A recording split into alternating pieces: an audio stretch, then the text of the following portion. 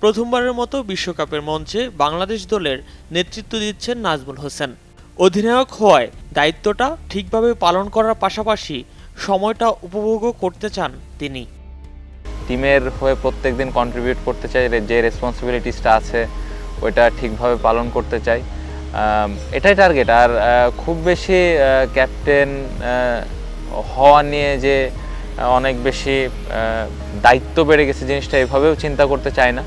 প্রত্যেকটা সময় এনজয় করতে চাই এবং প্রত্যেকটা দিন টিমকে যেন কিছু একটা দিতে পারি, এটাই মূল লক্ষ্য থাকবে আর কি। ক্যাপ্টেন হিসেবে যে জিনিসটা ইম্পর্টেন্ট, আমরা আমাদের প্রিপারেশান ঠিকমতো নিয়েছি কিনা, আমাদের ছোট ছোট কাজগুলা করছি কিনা, আমাদের প্রসেসটা ঠিক আছে কিনা, এই জিনিসগুলো যদি আমরা ঠিকভাবে করতে পারি, আমাদের এই জিনিসটা যদি আমরা মেনটেন করতে পারি, প্রত্যেকটা ম্যাচে আমাদের স্ট্রেংথ অনুযায়ী খেলতে পারি, result will come. So outcome নিয়ে খুব একটা চিন্তা নেই, ছোট ছোট জিনিসগুলো যেন আমরা ঠিক করতে পারি, এটা নিয়ে বেশি ফোকাস। বুধবার বিসিবির প্রকাশিত এক ভিডিও বার্তায় বিশ্বকাপে নিজের লক্ষ্যের কথা জানান নাজমুল। নিজের দায়িত্ব ঠিকভাবে পালন করে দেশের হয়ে প্রতিটি ম্যাচেই অবদান রাখতে চান নাজমুল।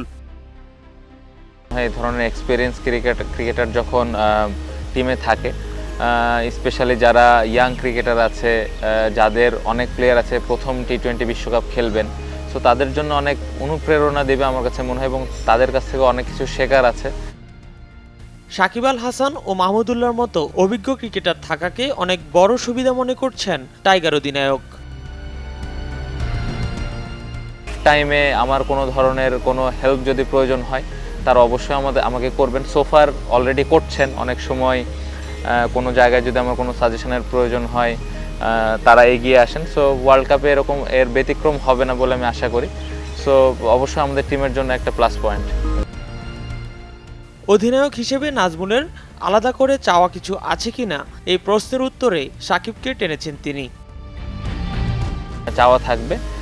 আলাদাভাবে যদি বলেন, আমি চাইবো যে সাকিব ভাই তার এক্সপিরিয়েন্সটা প্রত্যেকটা ক্রিকেটারকে শেয়ার করবেন। তার যেই তিনি এই গত বছরগুলোতে যে এক্সপিরিয়েন্সগুলো ফেস করেছেন, ওই আইডিয়াসগুলো ইয়াং ক্রিকেটারদের দিলে আমার মনে হয় তারা অনেক উপকৃত হবেন, অলরেডি যেটা উনি করেন।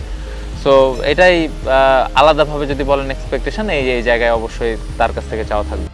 এছাড়া বিশ্বকাপে নির্দিষ্ট কোনো লক্ষ্য না থাকলেও খারাপ সময়ে দর্শকদের পাশে চান অধিনায়ক নাজমুল। বাড়তি চাওয়া বলতে ওয়ার্ল্ড কাপের সময় এতটুকু চাইবো যে টিমের আল্লাহ না করুক কোনো খারাপ সিচুয়েশনে যদি পড়ি, আমরা ওই সময়টা যেন টিমের পাশে থাকে, টিমকে সাপোর্ট করে।